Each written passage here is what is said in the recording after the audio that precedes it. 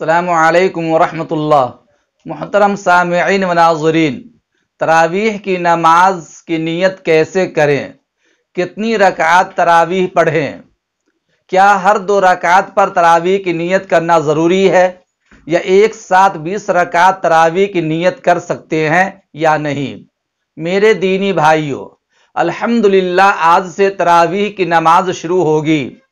रमज़ान मुबारक के महीने में एक अज़ीम इबादत तरावीह की नमाज की सूरत में अदा की जाती है। तरावीह की नमाज सुन्नत मुअक्कदा है। मर्द हजरात इज्तिमाई शक्ल में मसाजिद और मुख्तलिफ मकामात पर तरावीह की नमाज अदा करते हैं, जबकि ख़वातीन अपने घरों में नमाज तरावीह अदा करती हैं।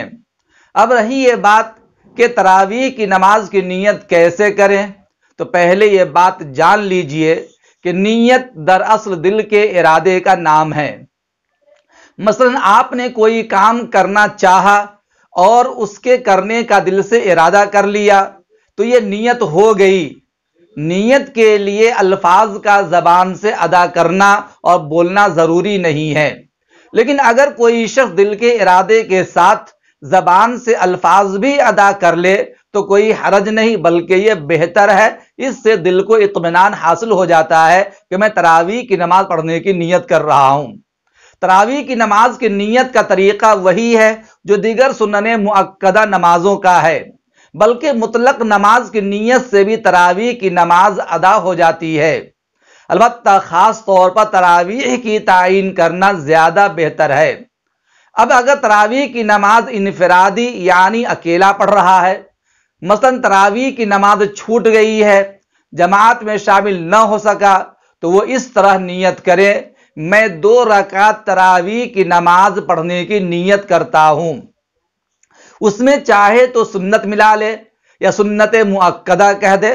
मतलब यूं कह दे कि मैं 2 रकात तरावीह की नमाज सुन्नत मुअक्कदा पढ़ने की नीयत करता हूं, अल्लाह के वास्ते मुंह मेरा काबा शरीफ की तरफ, अल्लाहु अकबर। अगर इमाम के पीछे जमात के साथ तरावीह की नमाज पढ़ रहा हो तो उस वक्त इमाम की इक्तदा की भी नीयत कर ले, यानी मैं इस इमाम की इक्तदा की नीयत करता हूं, इस इमाम के पीछे तरावीह की नमाज पढ़ने की नीयत करता हूं, क्योंकि इक्तदा की नीयत करना शर्त है। अब याद रखिए, चूंकि आप इमाम के पीछे तरावीह की नमाज पढ़ रहे हैं, आपने इमाम की इक्तदा कर ली, तो अब गोया इमाम के साथ साथ आप तरावीह की नमाज पढ़ने वाले हो गए। रही ये बात के 2-2 रकात की नीयत करे या इकट्ठी 20 रकात तरावीह की नमाज पढ़ने की नीयत करे, तो ये बात अच्छी तरह जान लीजिए, बेहतर ये है कि हर 2 रकात की अलहदा अलहदा नीयत करें। मसलन मैं 2 रकात नमाज तरावीह पढ़ने की नीयत करता हूं। जब 2 रकात तरावीह की नमाज पूरी कर लें, उसके बाद अगली 2 रकात तरावीह की नमाज पढ़ने के लिए फिर से नियत करें। उसको मुकम्मल करने के बाद फिर अगली 2 रकात के लिए तरावीह की नियत करें। इस तरह हर 2 रकात के लिए अलहदा अलहदा तरावीह की नियत करना ये बेहतर है। लेकिन अगर कोई शख्स एक साथ 20 रकात तरावीह की नमाज पढ़ने की नियत कर ले, मतलब यूं कह दे कि मैं 2-2 रकात करके 20 रकात तरावीह की नमाज पढ़ने की नियत करता हूं, तो एक साथ इकट्ठी 20 रकात की नियत कर लेने में भी कोई हरज नहीं है।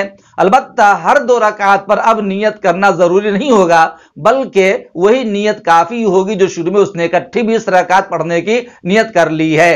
लिहाजा ये एक साथ इकट्ठी 20 रकात तरावीह की नियत करना ये भी दुरुस्त है, लेकिन बेहतर ये है कि हर 2 रकात पढ़ने की नियत करे। 2 रकात मुकम्मल करने के बाद फिर जाकर 2 रकात की नियत करे कि मैं 2 रकात नमाज तरावीह पढ़ने की नियत करता हूं। इस तरीका से ये नियत करना बेहतर होगा। बहरे कैफ नीयत दिल के इरादे का नाम है।